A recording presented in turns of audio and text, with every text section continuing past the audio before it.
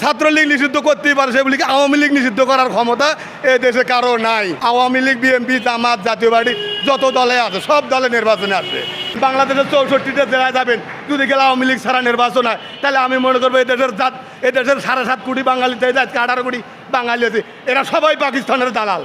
এতদিন আমরা বলছিলাম আওয়ামী লীগ ভোট চোর, জাতীয় পার্টি ভোট চোর, তাদেরকেও নির্বাচনে ডাক দেওয়া হবে, তা আমরা কয়টা ভোট পাই। আওয়ামী লীগ তো অবশ্যই দেখতে যাবো, কারণ আওয়ামী লীগের অনুদানে বাংলাদেশ স্বাধীনতা জয়লাভ করতে গরিব মানুষের কথা কেটা শুনে। নির্বাচন অবশ্যই চাই, সকল দল মিলে নির্বাচন চাই, কেউ বাদ থাকবে কেউ নির্বাচন করবে তা হবে না।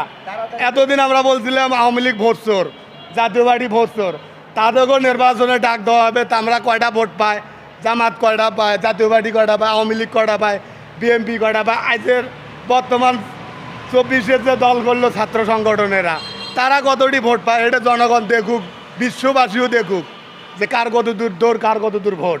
না না, আমি কোনো দলের সমর্থন নয়। আওয়ামী লীগ তো অবশ্যই দেখতে যাবো, কারণ আওয়ামী লীগের অনুদানে বাংলাদেশ স্বাধীনতা জয়লাভ করতে বঙ্গবন্ধু শেখ মুজিবুরের ডাকে সেই সময় 7.5 কোটি বাঙালি কাঁধে কাঁধ মিলিয়ে দেশকে স্বাধীন করছে। আজকে আওয়ামী লীগকে দূরে ফেলে দিলে তাহলে আমরা মনে করবো এদেশ স্বাধীনতা জয়লাভ করে না, এদেশ আজকেও পাকিস্তানের আছে। ছাত্রলীগ নিষিদ্ধ করতেই পারে, সেগুলিকে আওয়ামী লীগ নিষিদ্ধ করার ক্ষমতা এই দেশে কারো নাই। তবে হ্যাঁ, হাসিনাও নিষিদ্ধ হতে পারে, সেগুলি বঙ্গবন্ধু শেখ মুজিবুর, মৌলানা ভাসানীর দল নিষিদ্ধ করা বেড়া ধোয়া এই দেশে নাই নাই নাই। কারণ দেশ স্বাধীনতার সময় আমার বাপের কাছে আমি গল্প শুনছি, রাজাঘরের ঘরে ভয়তে আমরা গোল ঘরে যা বলেছিলাম। আমার দাদাই গল্প করছে যে রাজাঘরের ভয়ে আমরা মানুষের বাড়ির বলেছিলাম। তাহলে আজকে সেই দল বাদ দিয়ে নির্বাচন হয়, তাহলে আমরা মনে করবো এই দেশ সেই 71-এ স্বাধীন করছে ঠিকই, কোনো মানুষের মনে স্বাধীনতা জয়লাভ করে নাই।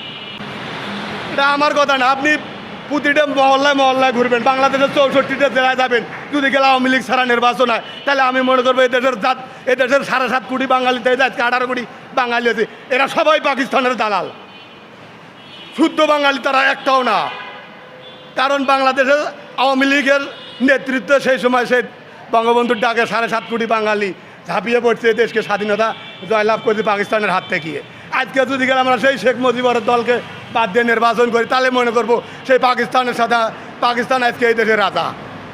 এতদিন বলছিল ভারতের অঙ্গরাজ্য নিবে, কেন একটা স্বাধীন দেশে এমন কোনো বাপের বেটা জন্মিছে? ভারত তো দূরের কথা, নিয়ে আমেরিকার মতন বেটা আছে এই দেশের এক চিমটি মাটি নেওয়ার মতন। আমার জায়গাটা আমিও দেখছি, আমার নিজের জায়গা, আমার সম্পর্কে দাদা লাগে গ্রাম সম্পর্কে।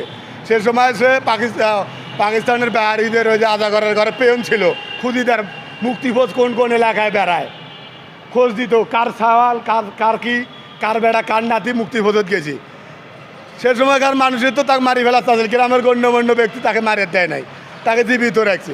আজকে দেখা যায় তার নাতিপুতিরে জামাত, হাবিজাবি ইত্যাদি ইত্যাদি দল করে। তাহলে আমরা মনে করি আজকে ওই আজাঘরেরা এখনও এই দেশের মধ্যে বুক খুলে বেড়াইতেছে, চলতেছে, ফিরতেছে।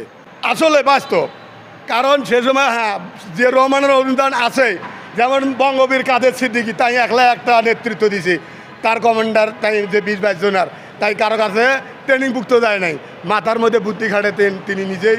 নির্বাচন আসলে অবশ্যই দেশের শান্তি ফিরবে, কেননা অস্থায়ী সরকার আর জনগণের প্রতিনিধিত্ব সরকারের ক্ষমতা এবং পুলিশের বা অন্য সেক্টরগুলোর মধ্যে অনেক ব্যবধান আছে।